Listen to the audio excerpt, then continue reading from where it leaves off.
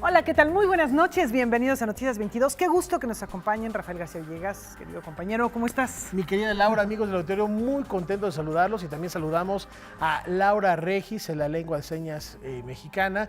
Muy buenas noches, Laura, gracias por estar con nosotros y la información muy surtida esta noche. Efectivamente, imágenes, van a ver qué imágenes nos revela Pedro Valtierra, quien tiene una colección impresionante de fotografías, por ejemplo, de la guerrilla guatemalteca. Y a propósito de esto, les hacemos la pregunta esta noche con el hashtag Noticias22. No tiene que ser de la colección Cuarto Oscuro. Para ustedes, ¿qué fotografía es emblemática en la historia de la imagen que haya trascendido la memoria? ¿Cuál recuerdan? Coméntenlo con nosotros. Efectivamente, son imágenes que se quedan para siempre en la historia. Incluso hay muchas redes sociales, hay colecciones, hay publicaciones que nos muestran algunas de las imágenes que son universalmente reconocidas. A veces de muchas de ellas no conocemos al autor. Y a mí de inmediato se me viene a la mente o aquella famosísima del Che Guevara, o donde están Zapata, Villa sentados en la silla presidencial. En fin, ¿cuál es para ustedes la más importante? También vamos a viajar al estado de Veracruz. Efectivamente, porque ahí hay una cantidad impresionante de actividades culturales y el director del Instituto de Veracruzano de la Cultura nos va a platicar cuáles son estas en los siguientes meses, semanas. Y además, arte y tecnología convergen en el mismo lugar. El Festival Transitio MX, que recordarán ustedes, se suspendió el año pasado a causa de los terremotos, pero ya está aquí y nos presenta algunas de las actividades que se han recuperado y que muestran lo que están haciendo los creadores a través de la tecnología. La invitación a que se queden con nosotros está hecha. Comenzamos.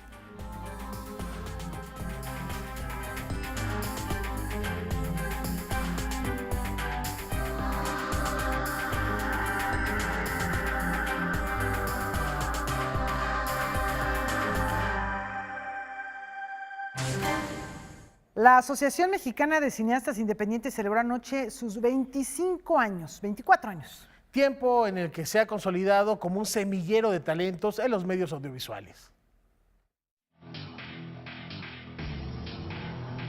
24 años de labor es lo que la Asociación Mexicana de Cineastas Independientes conmemoró en la Cineteca Nacional con la entrega de reconocimientos a alumnos que han formado en las diversas ramas del séptimo arte. La AMCI surge en un momento histórico muy particular, ¿no?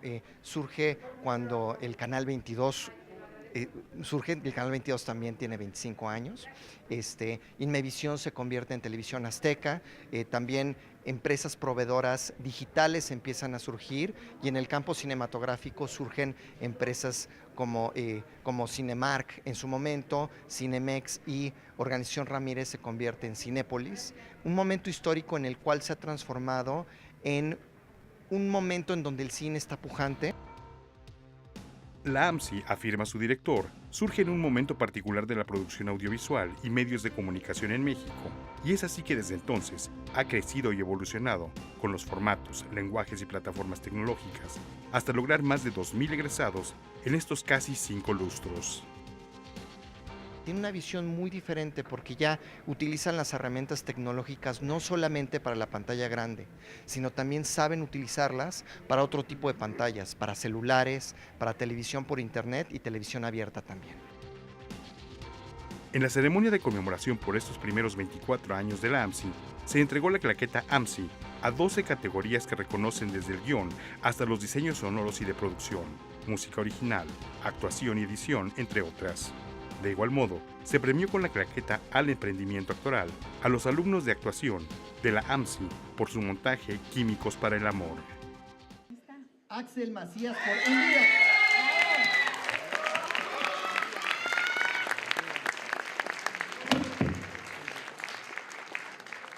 Pensaron que iba a decir La La Land, pero no. Venga, Envida. En la ceremonia, la primera actriz Luz María Aguilar recibió el reconocimiento Ignacio López Tarso por su trayectoria. Noticias 22, Víctor Gaspar. Un fuerte abrazo a todos los de la AMSI por este aniversario, por esta trayectoria. Y ahora nos vamos a tierras tapatías porque la Universidad de Guadalajara abre la convocatoria de la 4ª ya Bienal de Pintura, con la que impulsa el trabajo de nuevos creadores y artistas consolidados, al tiempo que rinde homenaje al pintor jalisciense José Atanasio Monroy. Desde el 19 de febrero y hasta el 19 de julio, está abierta la convocatoria para la 4ª Bienal de Pintura José Atanasio Monroy, impulsada por la Universidad de Guadalajara. Hace muchos años, cuando la universidad se decidió descentralizar, se convirtió en una red, hubo en ciertos centros universitarios alrededor del estado temáticas. Y Autlán, por ser Atanasio Monroy del lugar, decidieron enfocarse hacia las artes plásticas y nació este premio. El premio consiste en hacer esta búsqueda de nuevos talentos y premiar a la gente que ya está consagrada en la pintura. Tiene que ver con lienzo y todas las técnicas alrededor del lienzo, pero básicamente es la promoción de la pintura inspirado en la figura del maestro Atanasio Monroy. Los pintores pueden aspirar en las categorías de artistas consolidados o noveles creadores. Y tenemos 4 ediciones, esta sería la 4ª edición, que se cambió de anual a bianual y se han hecho una serie de modificaciones para poder tener como una penetración más amplia hacia el mundo de las artes visuales. Tiene toda una estrategia digital detrás del proyecto, que además de promocionar con un premio económico a los ganadores, que va desde los 80,000 hasta los 100,000 pesos, se dan 3 premios en cada categoría. Además de esta parte económica, de tener un incentivo económico, lo que estamos haciendo prácticamente es crear la base de datos. El premio toma el nombre del pintor jalisciense José Atanasio Monroy Rodríguez, cuyas pinturas se conservan en algunos de los espacios más emblemáticos de su estado natal. ¿Por qué? Porque a través del premio lo que hemos logrado ha sido mapear. Prácticamente tenemos involucrados a todos los estados, excepto Chiapas y Tlaxcala, son los únicos que no hemos logrado todavía penetrar hasta allá. Incluso ya el premio abrió fronteras, vamos hacia Los Ángeles, empezamos a hacer promoción en Los Ángeles pensando en mexicanos que están fuera del país, que tienen una trayectoria muy importante y que de pronto necesitan este reconocimiento y sobre todo que sepamos dónde están. El registro se lleva a cabo vía electrónica hasta las 0 horas del 19 de julio. La inscripción deberá realizarse a través del sitio web www.bienaljamonroy.mx. Con información y texto de Salvador Perches Galván, Óscar Helguera, Noticias 22. Bueno, pues ya se siente el calorcito en muchas partes de la República Mexicana, así que hay que celebrar la llegada de la primavera con una fiesta cultural donde la protagonista sea la palabra. ¿Qué les parece? Antes que todo, quiero decir nada. La calle de San Jerónimo, en el centro histórico, se pintará de poesía y música, acompañando a las jacarandas como cada marzo, con el festival Poesía por Primavera que organiza La Bota. Las madres de los 43. Los que están en el aire pueden desaparecer en el aire. ¿Dónde se ponen todos los ya no están? Ustedes saben que este festival es un festival al aire libre y hay uno de sus principales placeres, ¿no? Reunirnos en la plaza pública con los lectores, ¿no? Claro. Y creo que en esa interpelación, digamos, libre, ¿no? Hacemos un ecosistema cultural muy motivante, ¿no? Hemos invitado más que nunca a proyectos pues paralelos, ¿no? Poetas que lo hacen de otra manera, quizá no la lectura convencional, sino que han decidido irse por la música, irse por la intervención, irse por el performance. Uno de estos artistas que han apostado por formatos híbridos es Ashauri López, que formará parte de la programación del festival el domingo. Estoy preparando como una especie de lectura donde voy a leer como... Yo llevo pues, ya como más de 10 años como publicando en internet y así, y justo saqué una compilación hace como 3 años y ahorita voy a sacar otra. Entonces voy a leer como diferentes poemas con música que he desarrollado durante 10 años que he estado publicando en internet. Además de la presencia de editoriales independientes, música, dibujantes e ilustradores, instalaciones, no puede faltar la Gran Comilona.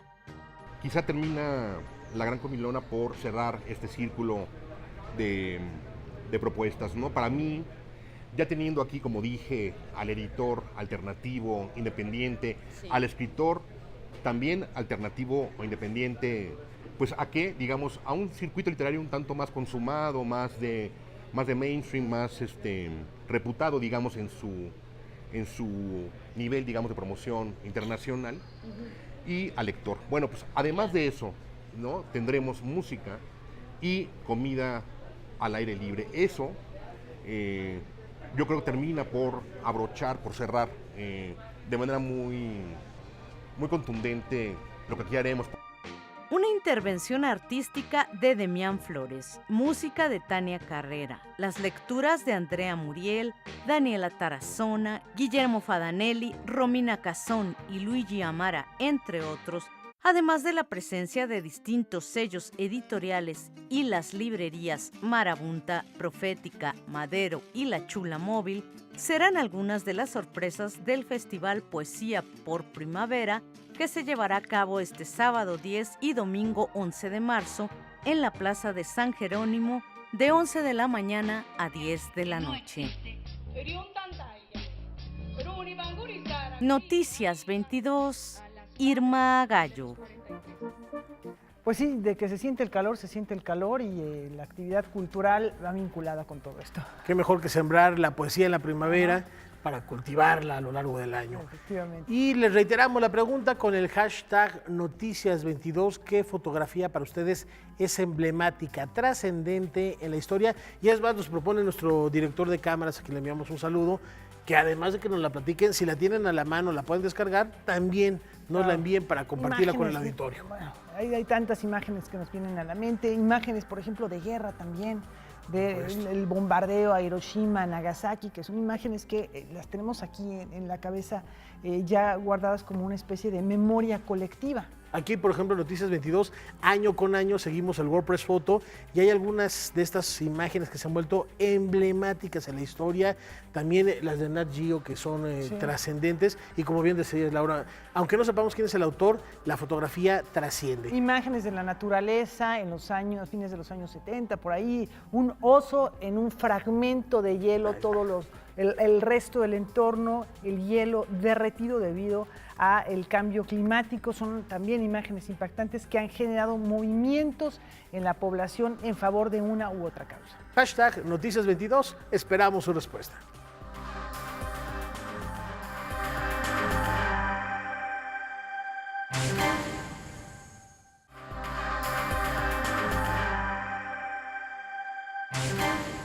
Porque no solo el talento y la creatividad son necesarios para lograr un proyecto artístico o cultural se concrete y perdure, la UNAM ha dado vida al proyecto Piso 16. Vamos a ver de qué se trata. Un nuevo espacio para la creación joven surge dentro de la Coordinación de Difusión Cultural UNAM. Se trata de Piso 16, Laboratorio de Iniciativas Culturales. Piso 16 arrancará el 21 de mayo. Es un nuevo programa de la Coordinación de Difusión Cultural de la UNAM que empezamos a concebir el 1 de marzo, partiendo realmente de una idea de acompañar a proyectos de jóvenes, a proyectos culturales de jóvenes artistas, con un criterio de manejarlos de 20 a 35 años, un poco planteando que es la edad en la que están en la universidad, es decir, desde terminando la licenciatura hasta el doctorado. Y particularmente enfocado a la UNAM. Si esto va a acoger proyectos de individuos y de grupos, si es un individuo, pues evidentemente tiene que ser de la UNAM, pero si es un grupo, el componente de la UNAM puede ser de 40%. Además de garantizar la participación de la comunidad universitaria, Piso 16 busca impulsar proyectos que se involucren con la sociedad. Lanzamos una convocatoria, porque los proyectos que se elegirán van a ser elegidos por un jurado y tienen que contemplar ciertos criterios. Lo primero que planteamos es que fueran proyectos que tuviesen un involucramiento con la sociedad. La convocatoria está abierta para todas las disciplinas artísticas, danza, literatura, teatro, música, artes visuales y también comunicación y gestión cultural.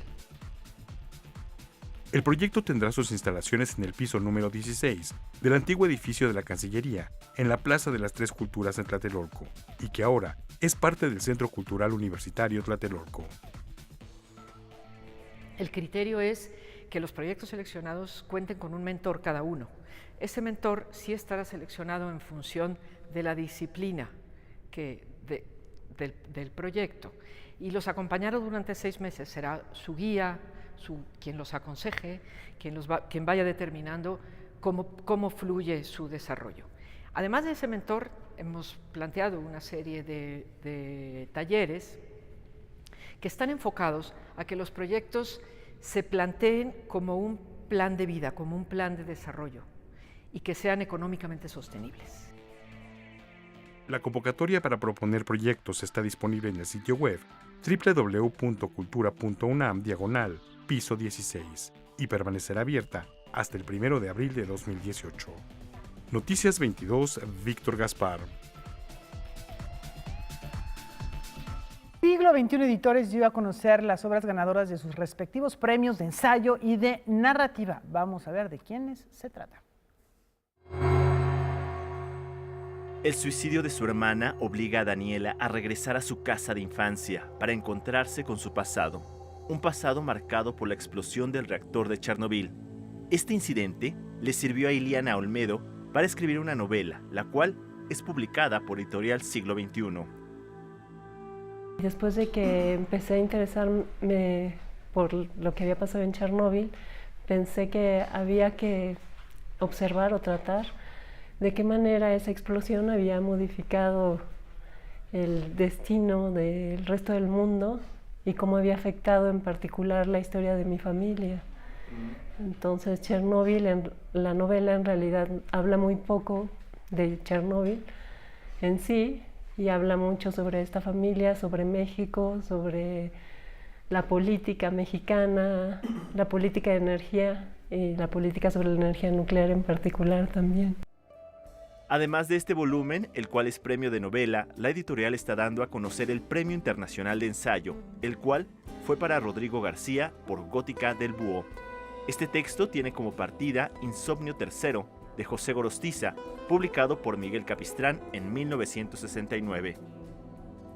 La escena que está describiendo en este texto es básicamente la de una voz, ¿no?, que uno puede identificar con la del poeta, que está en una casa familiar, en la parte de arriba, y que no puede dormir porque hay una gota que está provocando el insomnio, ¿no?, una gota que cae de un filtro que él describe. Después aparece también en una entrevista que le hacen a Gorostiza, donde está Miguel Capistrán. Y Gorostiza asiente, ¿no?, respecto a esta idea. Dice que sí, que una gota provocó el poema, ¿no?, en este caso Muerte sin fin, o fue el motor. Entonces, digamos, estas afirmaciones, ¿no?, que están allí en lugares liminares, marginales, en un prólogo de Capistrán, en la entrevista de Gorostiza, son una especie de pretextos que yo utilizo para desarrollar los elementos que están aquí. Noticias 22, Alberto Aranda. Ya lo anticipábamos, la creación artística y la cultura digital convergen en el Festival Transitio MX, que organiza con éxito el Centro Multimedia desde el año 2005.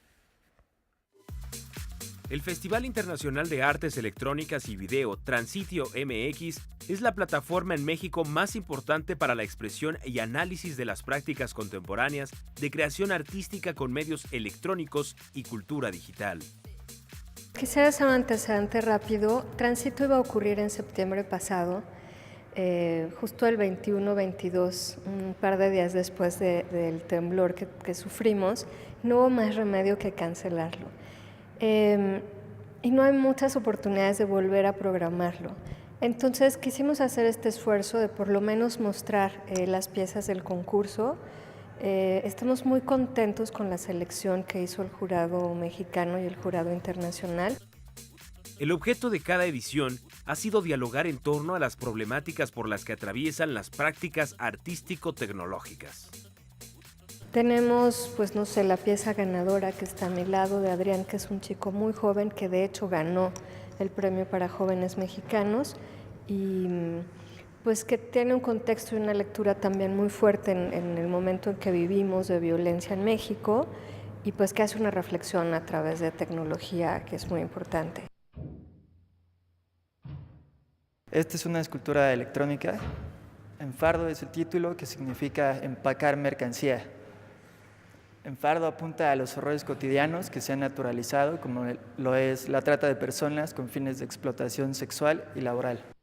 Enfardo crea una experiencia vicaria representando por lo que las víctimas pasan, es decir, estar privadas de sus derechos humanos, este sometimiento y esclavitud que se entiende como la carencia de libertad por estar bajo el sometimiento de otra persona.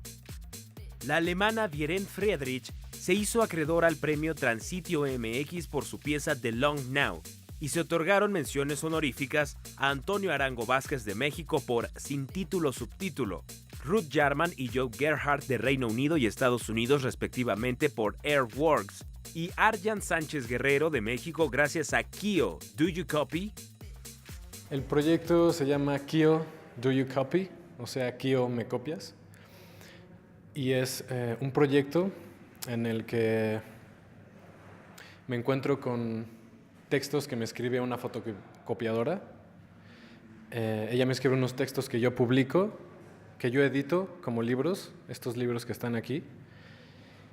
Y luego yo recurro al uso de visión computacional y redes neuronales artificiales para descifrar la gramática implícita o la gramática que estructura el texto, el lenguaje escrito de Kio, que es la fotocopiadora, así le llamo. El festival tiene un carácter bienal, es internacional y comprende 3 actividades centrales: un simposio, una muestra y un concurso.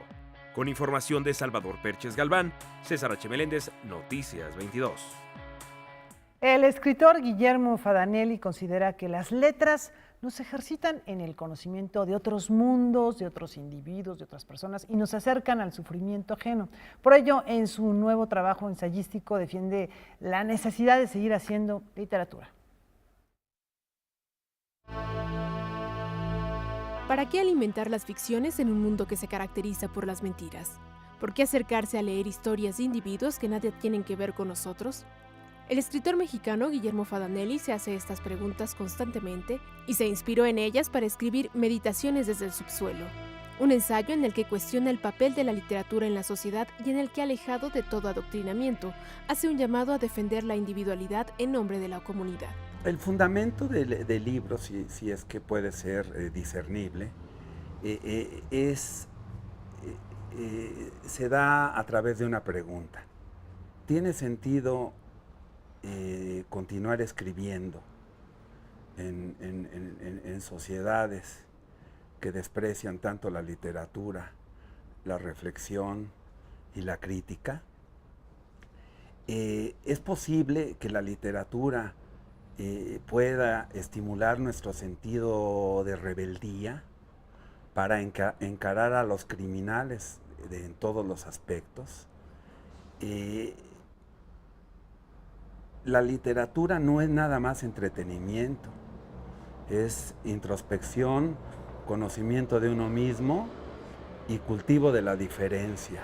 Particularmente en este libro, quise acentuar que necesitamos pelear, que es necesario alimentar la rebeldía,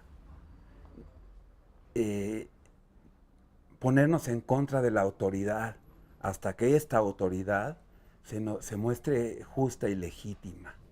Por ello hay en el libro una relación entre lo social y lo individual, una constante contradicción entre lo que uno es, lo que uno quiere ser y la sociedad en la que vive. En este ensayo, el autor reflexiona sobre el ser fiel a los ideales y asegura que todos los ideales a la hora de ser expresados son imprecisos por naturaleza, que se disipan, ensombrecen o desaparecen. También cuestiona la infelicidad, los sueños de los literatos y el lugar que ocupa la escritura en la lucha contemporánea por la libertad. He llegado a preguntarme algún día si tiene sentido la literatura, si tiene sentido no solo para mí, sino para la sociedad en la que vivo. Y he llegado a responderme que sí, porque la literatura estimula la capacidad de crítica y de diferencia que requiere todo ser humano para poner en entredicho la maldad, la criminalidad y toda amenaza a su supervivencia. Meditaciones desde el subsuelo es una publicación de Editorial Almadía. Noticias 22, Karen Rivera. Vamos a platicar de imágenes. Ya tenemos respuestas y agradecemos mucho a Paco Mares, que ya se puso en contacto con nosotros, como siempre, pasando lista. Muchas gracias, Paco, un fuerte abrazo.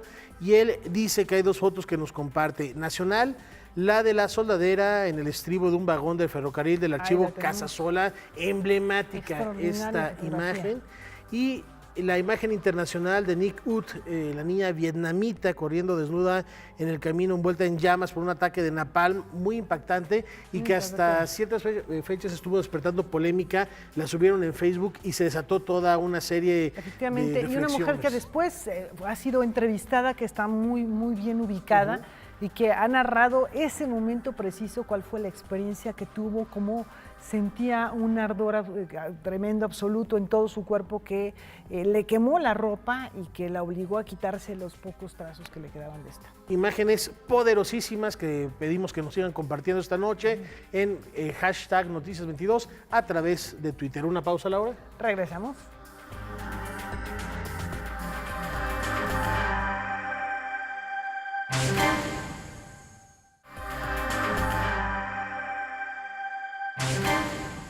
El Fondo Nacional para la Cultura y las Artes, a través de sus distintas becas, apoya a jóvenes creadores, desde artistas escénicos hasta instrumentistas.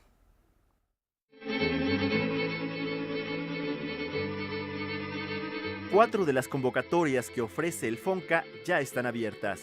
La edición 29 de Jóvenes Creadores, en la cual pueden participar artistas de los 18 a 34 años de edad, cierra el 11 de abril y otro el 13 de abril, dependiendo de la especialidad. 3.600 artistas se han visto beneficiados con esta beca. Esta convocatoria pues viene muy amplia, con muchas especialidades que se incluyeron desde el año pasado, ¿no? Ya incluyendo narrativa gráfica, incluyendo artes aplicadas, cómic, incluso danza ya maneja diseño de escenografía, iluminación, se rediseñó todo lo que tiene que ver con nuevas tecnologías. Otra convocatoria que ya está abierta es para participar en el 10º Encuentro de las Artes Escénicas, el cual se realizará en los meses de octubre y noviembre. Los grupos tienen hasta el 25 de abril para presentar sus propuestas. Estamos incluyendo una nueva especialidad que es para todos aquellos espectáculos dirigidos a niños y jóvenes. Anteriormente estos espectáculos se consideraban, pero tenían que competir con otros espectáculos para otro tipo de públicos. Aquí lo que buscamos es presentar espectáculos novedosos, espectáculos, digamos, que sea importante mostrar para que durante el encuentro de las artes escénicas esos espectáculos los puedan ver agentes culturales, programadores, promotores. En el área de artes escénicas, la Compañía Nacional de Teatro abre el periodo para renovar su repertorio. Está dirigida a actores y actrices de todo el país para integrar el elenco estable y también para integrar el equipo de coordinadores de los talleres escenotécnicos. Y por la novedad de esta emisión es que ahora se están ofreciendo 3 becas para músicos residentes. Por último, el Centro de Experimentación y Producción de Música Contemporánea renovará su cuerpo de instrumentistas. Esta es una convocatoria del Centro de Experimentación y Producción de Música Contemporánea, también abrió el pasado 23 y cierra el 9 de abril, y está dirigida a músicos profesionales. Y ahorita se está ofreciendo 8 becas para diferentes instrumentos, y esta convocatoria tiene como novedad es que se está ofreciendo por primera vez una beca para un coordinador de tecnologías musicales aplicadas a la creación musical. Las bases de las convocatorias ya están en la página que aparece en pantalla. Todos los interesados además pueden recibir asesoría gratuita, ya sea de manera presencial o por teléfono. Noticias 22, Alberto Aranda. El Museo de Arte Popular nos invita a dejar volar la imaginación como si se tratara de papalotes. El papalote o cometa es uno de los juguetes tradicionales de México. Llegó al país con la conquista española y los indígenas decidieron llamarlo papalotl, que en náhuatl quiere decir mariposa. Se cree que tiene su origen en China y se le atribuye al filósofo y matemático griego Arquitas de Tarento, quien construyó primitivos cometas de madera a los que dio formas de aves fantásticas. Barrilete, cometón, papagayo, volantín, diversos son los nombres con los que se le conoce en el idioma español y diverso es su uso. Con el objetivo de preservar la tradición y el trabajo de artesanos dedicados a la fabricación de este objeto, el Museo de Arte Popular realizó la 11ª edición del concurso de papalotes y las figuras ganadoras del certamen se exhiben en el patio del recinto.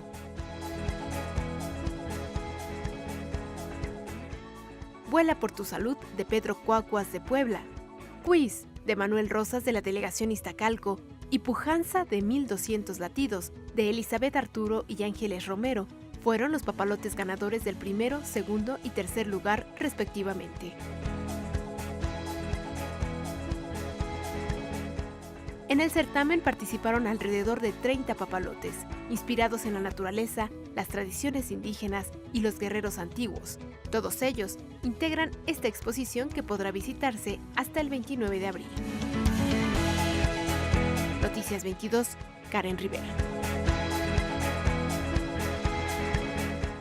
Bueno, pues qué imágenes, qué colores los de estos papalotes. Y vamos a seguir platicando de más imágenes que resultan también impactantes. Aquellas que han quedado grabadas no solo en esos formatos distintos, digitales o análogos de la fotografía, sino también en nuestra imaginación con el hashtag Noticias22. Compártalo con nosotros, como lo hizo ya también Eos Obman, que dice definitivamente una de las fotos más emblemáticas, es donde el amor triunfa sobre la guerra. Lo platicábamos, Laura, antes de que nos llegara este tuit. Esta imagen hasta ha sido motivo de representaciones de obras de teatro, de libros. Escultóricas también, otros artistas lo han retomado para hacer escultura, por ejemplo. Y ahí está el marino besando a la enfermera después de regresar de la guerra, triunfantes en aquellos años 40. Efectivamente, bueno, cómo la capacidad de captar un instante puede transformar la forma en que percibimos una situación. En este caso es un símbolo, es una representación de la posguerra, del fin de lo que decías, de un conflicto bélico, Rafa, y pues yo creo que no hay una imagen mejor para representarlo. Indiscutiblemente, no por nada a la fotografía le dicen el arte de congelar el tiempo. Y tenemos más información, Laura. Efectivamente, los momentos de mayor tensión de la guerrilla guatemalteca es lo que motivó de en gran medida este hashtag de Pedro Valtierra. Están ahí, no se habían presentado, habían estado soterrados durante mucho tiempo. En 1982, un joven fotoperiodista de 27 años viajó a la convulsionada Guatemala en 2 ocasiones para documentar el conflicto armado que vivía nuestro vecino país del sur.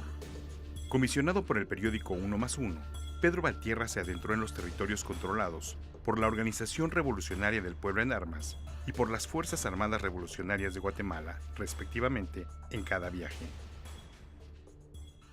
Estaba de presidente de la República Efraín Ríos Montt, un presidente, un dictador que gobernó Guatemala y bajo una violencia muy fuerte.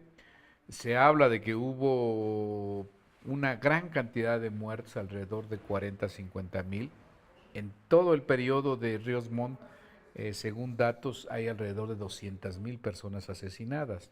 Él implementó una política de tierra arrasada, es decir, eliminar a todas aquellas familias, grupos étnicos que tuvieran cercanía con los movimientos revolucionarios armados. Había 4 movimientos revolucionarios. La historia contada por estas imágenes vuelve a la luz luego de permanecer en el archivo de su autor por más de 3 décadas. Además, recobra su bitácora de viaje en el número 148 de la revista Cuarto Oscuro. duraron 35 años prácticamente en mi archivo. Yo tuve la fortuna de recuperar todo mi material de Guatemala, de 1+1, y como pasa con muchos fotógrafos de prensa en México y en todas partes, ese material se quedó archivado, se quedó guardado, y después de 35 años decidimos publicarlo con un diario, porque yo escribí un diario en ese primer viaje, escribí un diario donde anotaba las vivencias, la relación, los comentarios, las observaciones. Valtierra rememora cómo la política de Guatemala en aquellos años apuntaba a menguar la base social de la guerrilla. Durante ese tiempo, el fotoperiodista atestiguó las condiciones de la población que se refugiaba en la selva. Esta me gusta mucho, es un vigilante que cuando nosotros llegamos en el primer viaje, él estaba allí montando guardia. Aquí sale cuando nos ve y logro, pues lo veo que está ahí, le hago esta imagen, ¿no? Esta es porque es como la primera, ¿no?, que ubicas, el primer personaje. Cerca del campamento de la guerrilla había un campamento interno de refugiados. Esta política de Ríos Montt de exterminio a las comunidades indígenas hizo que pueblos enteros abandonaran la comunidad y se fueran a la selva. Entonces se instalaban cerca en una zona controlada por la guerrilla y la guerrilla les daba de alguna manera protección porque el ejército no entraba tan fácilmente a estas regiones. Noticias 22, Víctor Gaspar. Bueno, qué historias, cada una de estas imágenes tiene una historia, un momento que se queda, como decías bien, Rafa, en la memoria, sí, obviamente de su autor, pero también en la memoria de quienes en algún momento hemos visto esas imágenes. En ese clic se resume siglos, se resume historias completas de vida, de naciones, y aquí ya tenemos otra que nos comparte Ángel Cruz con el hashtag Noticias22. Dice que fue al Centro Cultural de España, a Fotoméxico, y aunque comenta en su Twitter hay mucha violencia que vemos en nuestro país, descuartizados, anexas, esta de manera particular del Congo le llamó la atención.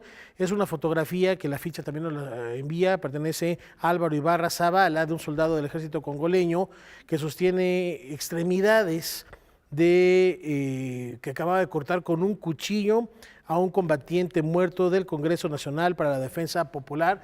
Una imagen verdaderamente impactante, perturbadora es la palabra, pero es el momento, el instante preciso de saber, porque hay que reconocer que también los fotoperiodistas deben tener esta sensibilidad artística para saber cuándo cerrar el obturador y guardar en la memoria estas imágenes. Y resumen, pues, todo un conflicto o toda una situación humana. Sigan participando con nosotros con el hashtag Noticias22 y ahora llegó el momento, la hora de recorrer el mundo. En unos cuantos minutos.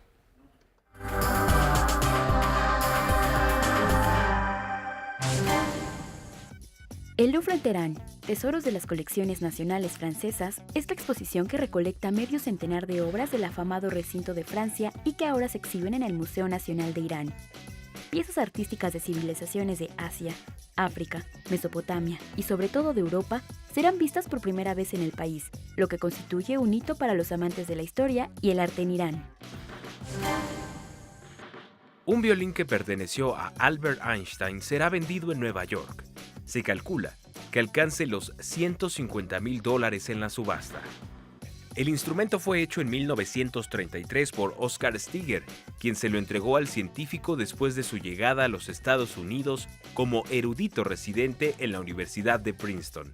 En el interior se encuentra la inscripción «Hecho para el científico más grande del mundo». La Orquesta Musical de Viento de la Escuela de Parkland, en donde ocurrió el segundo tiroteo más mortífero en una escuela de Estados Unidos, se presentará en el Carnegie Hall, uno de los lugares de música más prestigiosos del mundo.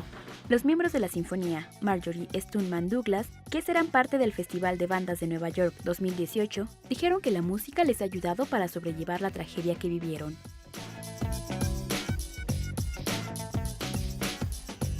¿Me prestas para comprar el violín de Einstein? Pues mira, vamos ¿Traes a ver cambio? Vamos a ver qué tal toca Silvio Niña. Y Me podría sumar a estas orquestas de Nueva York. Valga la pena, ¿no? Un maestro, me puedo sumir a las orquestas de Nueva York y no pasa nada. Tenemos otra imagen que nos comparten con el hashtag Noticias22 y agradecemos mucho a Rafinsky. Les compartimos esta imagen.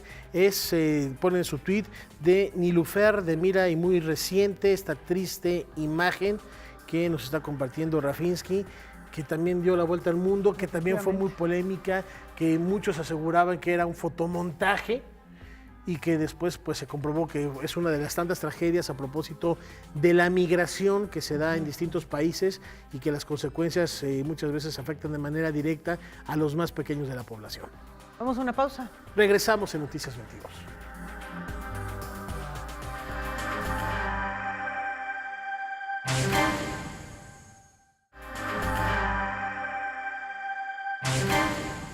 Hace algunos ayeres, por allá de 2014, les platicamos que el escritor zacatecano Joel Flores ganó el Premio Bellas Artes Juan Rulfo para primera novela por Nunca Más Su Nombre. Hoy este libro va a poder estar ya en nuestras bibliotecas personales. Siempre he creído que la literatura que a mí me ha gustado es la que remueve las fibras sensibles. Cuando su padre está a punto de morir, el protagonista de Nunca Más Su Nombre, de Joel Flores, se enfrenta al dilema de perdonar y de este modo poder comenzar una nueva vida o seguir atrapado en el rencor y más tarde la indiferencia que lo han tenido preso durante años. Y en ese asunto yo sentía que narrar una historia en primera persona del singular, que rescata la memoria de una familia, de un personaje en un país como México, era tratar de hacer desde lo individual una memoria colectiva sobre el no repetir los patrones heredados, el tratar de ser mejores seres humanos con base a las circunstancias que les tocó vivir, ¿no?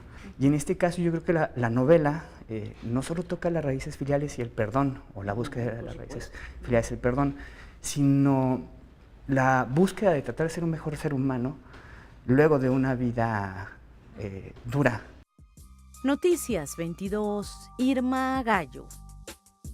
Ya lo dijo el Flaco de Oro, Veracruz, rinconcito donde hacen su nido las olas y el mar, pero también la cultura. Y es un gusto recibir a Enrique Manuel Márquez Almazán, director del Instituto Veracruzano de la Cultura, para platicarnos qué vamos a celebrar este año allá en esas playas lejanas que algún día habremos de volver. Bienvenido, Laura.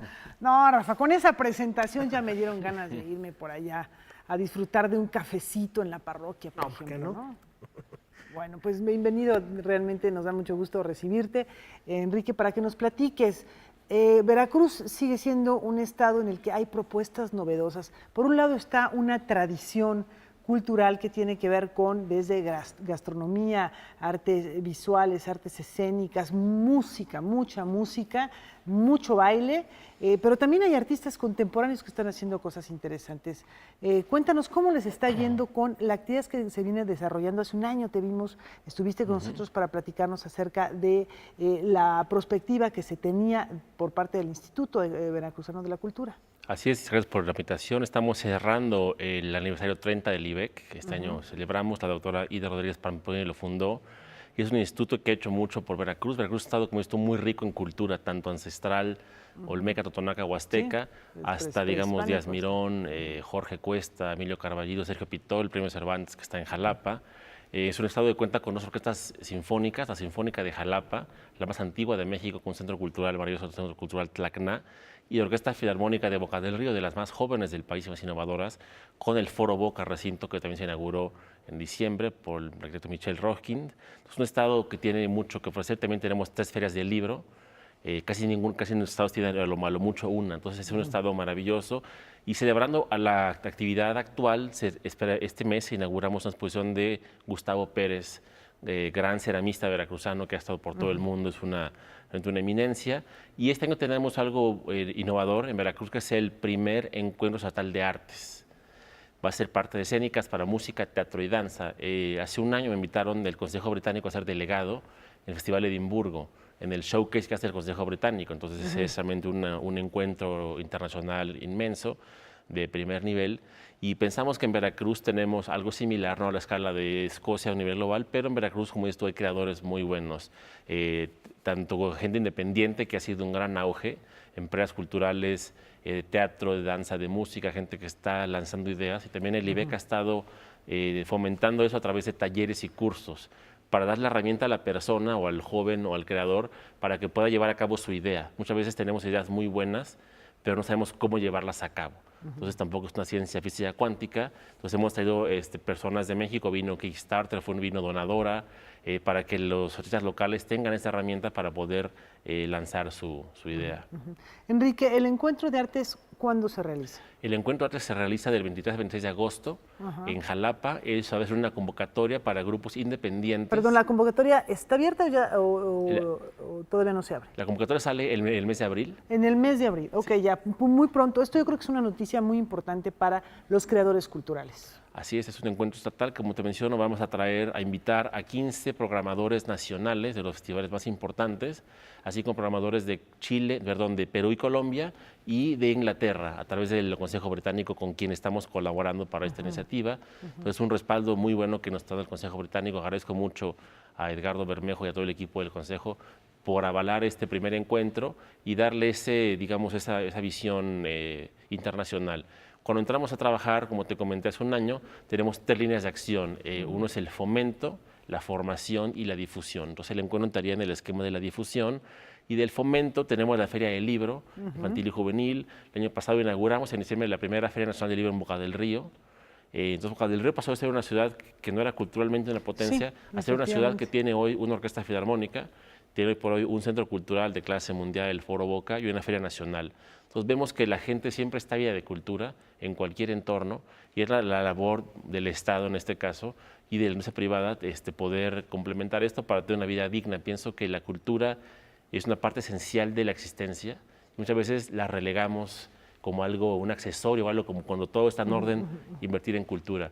Y pienso que es al contrario. En el caso de Veracruz, como en otros estados de la República, la violencia, la inseguridad han sido azotes desde hace décadas. Así es. ¿De qué manera ha contribuido el trabajo intenso que está haciendo el Instituto Veracruzano de la Cultura para dar posibilidades a los jóvenes para acceder a la creación artística o al disfrute de las obras creativas, y por otro lado también para que la población se apropie de su acervo cultural y que haya un camino alterno a estas situaciones que son tan lamentables? Así es, nosotros creemos mucho en la prevención de los problemas.